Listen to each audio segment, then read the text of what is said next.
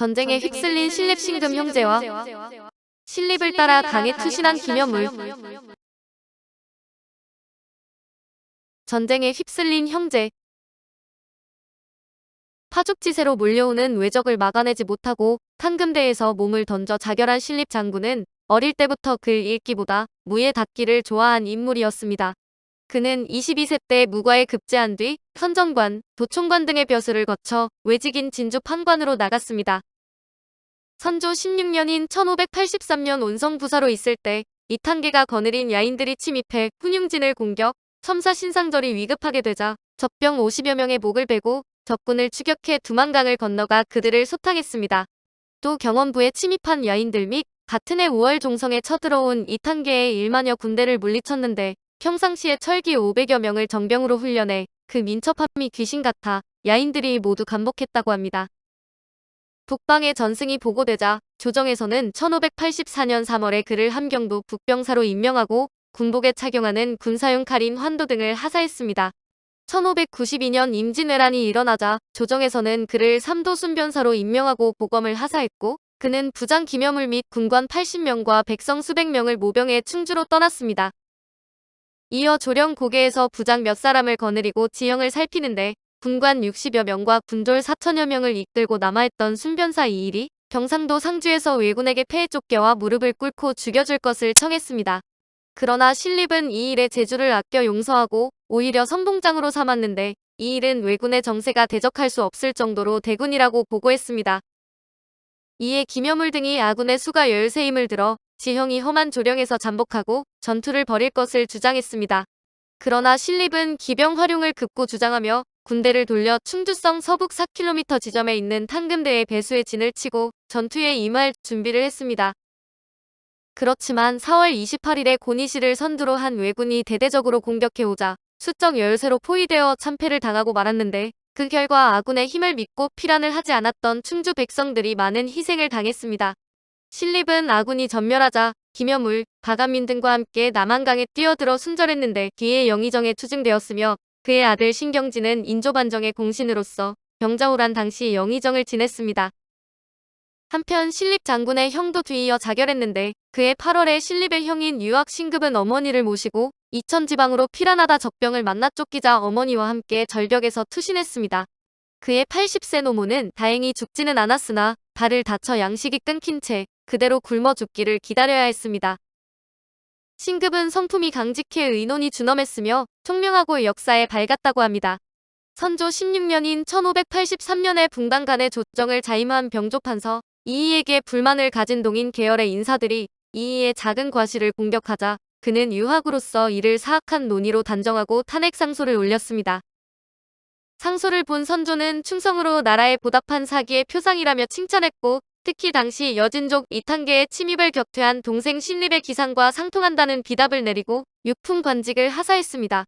그 뒤 정권을 장악한 서인의 지도자인 정철에 의해 청거되었으나 거절하고 제야에서 처사로 생활했습니다. 이렇게 전쟁통에 신립과 신급은 목숨을 잃고 말았지만 그들의 형 신잡은 임진왜란을 견디고 살아남았습니다.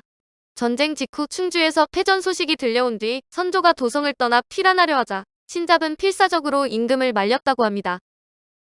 당시에 우승지로 있던 그는 전하께서 신의 말을 따르지 않고 파천하신다면 신의 집엔 팔순 노모가 계시니 신은 종묘의 대문 밖에서 자결할지언정 감히 전하의 뒤를 따르지 못하겠습니다라면서 파천을 만류했습니다. 그는 임진왜란이 끝난 뒤에 선조의 총애를 받으면서 병조판서와 개성 유수까지 지내고 평천부원군에 봉해졌습니다. 신립을 따라 강에 투신한 김여물.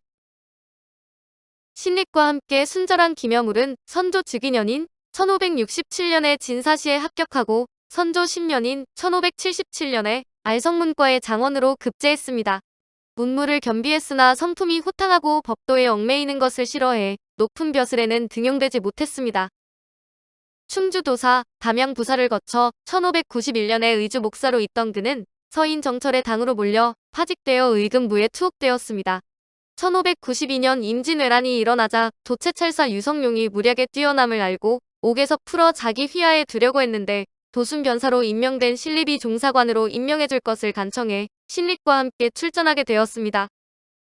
신립은 충주 단원력에 이르러 군졸 몇 명을 이끌고 외적의 북상 노인 조령의 형세를 정찰할 때 상주에서 패주해온 순변사 이의를 만나 조령 방어의 어려움을 알고 충주로 가 배수의 진을 치기로 결정했습니다. 그러나 김여물은 이에 반대하며 적은 수의 군사로 많은 적을 물리치려면 먼저 조령을 점령해 지키거나 또는 평지보다는 높은 언덕을 이용해 외적을 역습하는 것이 좋겠다고 강력히 주장했습니다.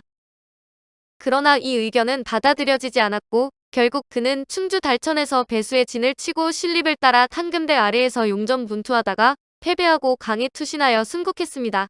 그는 충주 싸움의 패배를 예견하고 아들 김유에게 이런 유언을 남겼다고 합니다. 삼도의 근왕병을 요청했으나 한 사람도 응하는 자가 없다. 우리가 힘을 다해 싸우지만 아무런 도움이 없으니 안타깝다.